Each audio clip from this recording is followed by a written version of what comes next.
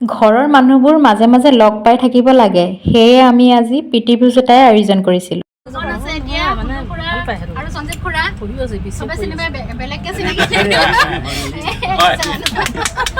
তাৰ পাছতে আমাৰ জ্যেষ্ঠ আমাৰ পৰিয়ালৰ ডাঙৰ ককাইদেউ এজন মুনুদা, গোটেই পৰিয়ালটোৰ ভিতৰতে ইয়ে ডাঙৰ হয়। তাৰপিছত এই আমাৰ পেহা, একমাত্ৰ পেহাজন এতিয়া উপস্থিত আছে। বাকী বহুত পেহা আছে যদি নাই অহা, বহুত আছে কিন্তু নাই। আজি টেবুলত চিনিয়ৰ মষ্ট তেওঁ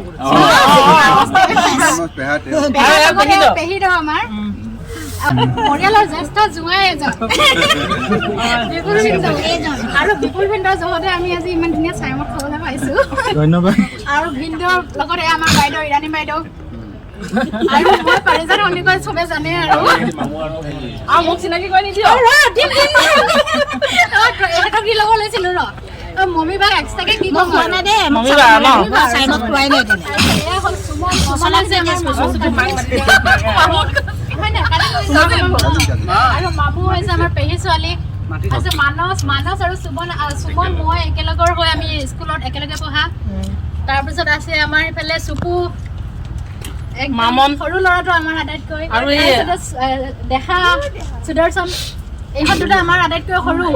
তাৰপিছত এইফালে আইতা মা চবৰে মাতৃ দেও, তেওঁ হৈছে আমাৰ মুনুদাহঁতৰ নেবাৰ হয়। তাৰপিছত এই মামুন ইৰাণী বাইদেউ আৰু ভিনদেউৰ ছোৱালী। তাৰপিছত আমাৰ থাকিলে ৰবা বাবু আছে বাৰু, এইফালে একমাত্ৰ বৌজনীয়ে উপস্থিত আছে, ডাঙৰ বৌ পৰিয়ালৰ। তাৰপিছত থাকিলে বাবুৱে কেমেৰা কৰি আছে, বাবুক এতিয়া কেনেকে উঠাম? বাবুক মই উঠাই দিম দিয়া, এইটো বাবু আমাৰ। আৰু হেৰি ক'ত গ'ল? চুমা থাকি গ'ল নেকি? এইফালে চুমা আমাৰ এইকেইটা ভাগি এনে হয়, এইকেইটা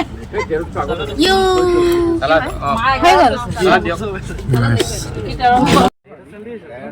পৰিয়ালৰ জনসংযোগ বিষয়াৰ পোষ্টটো সদায় মোৰে হয়। ভালো লাগে অৱশ্যে এই কামখিনি কৰি মোৰ। সকলোৰে লগত পৰিচয়, যোগাযোগ, যোগসূত্ৰ এই ৰখাৰ ক্ষেত্ৰত ব্যক্তিগত জীৱনতে নহয়, ব্যক্তিগত জীৱনতো মই এগৰাকী PR।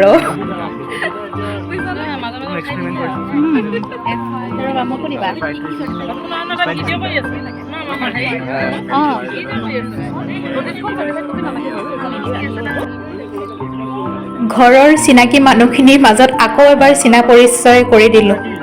তাতো কিবা এটা আনন্দ, কিবা এটা নতুনত্ব লুকাই থাকে, সেইবাবেই ভাল লাগে। এই যে ব্যস্ত মানুহবোৰ, ব্যস্ত দৈনন্দিন জীৱনৰ বিভিন্ন কাম কাজত, তাৰ মাজতো এনেদৰেই ঘৰৰ মানুহখিনিক, আপোন মানুহখিনিক কাষতে পাবলৈ কৰা হাবিয়াসখিনি বৰ ভাল লাগে। এবাৰ ককালৈ মনত পেলাইছিলোঁ। ককাই প্ৰায়ে কৈছিল, ঘৰৰ মানুহৰ লগত মিলা প্ৰীতিৰে থাকিব লাগে, ঘৰৰ মানুহৰ লগতেই ভগৱান থাকে। সঁচায়ে ককাৰ অনুপস্থিতিটোত তেওঁৰ উত্তৰ পুৰুষে যে এনেদৰে ধৰি ৰাখিব বিচাৰিছে সেই আপোনত্বখিনিক, সেই কথাটো ভাবিয়েই মনটো কিবা ভাল লাগি যায়। এটা বিশাল পৰিয়াল আমাৰ। আজি যে আমাৰ অনুষ্ঠানটোত যিকেইজন মানুহ গোট খাইছে, সেয়া 10 ভাগৰ 1 অংশহে মাত্ৰ। প্ৰীতিভোজটো আয়োজন কৰা হৈছিলে সোণাপুৰত অৱস্থিত জুহাল নামৰ ৰিজৰ্টখনত। জুহালৰ বিশেষত্ব হৈছে যে ইয়াত প্ৰত্যেকটো বস্তুৱে, প্ৰত্যেকটো সামগ্ৰীয়ে জুইত সিজোৱা হয়, গেছৰ কোনো ধৰণৰ ব্যৱহাৰ নাই। ভিডিঅ' কৰি দিছো দেই, ফটো মাৰিম বাৰু। আজি খোলাবাৰ হোৱাৰ কাৰণে বহু ইচ্ছা থকা সত্ত্বেও ভালেকেইজন সদস্য উপস্থিত থাকিব নোৱাৰিলে। ইয়াৰ লগতে বহুকেইজন সদস্যৰ ঘৰত মেট্ৰিক হায়াৰ ছেকেণ্ডাৰীৰ পৰীক্ষাৰ্থীও আছে, সেইবাবেও উপস্থিত থাকিব নোৱাৰিলে। তাৰ কাৰণে আমাৰ অৱশ্যে কিছু দুখো লাগিছিল।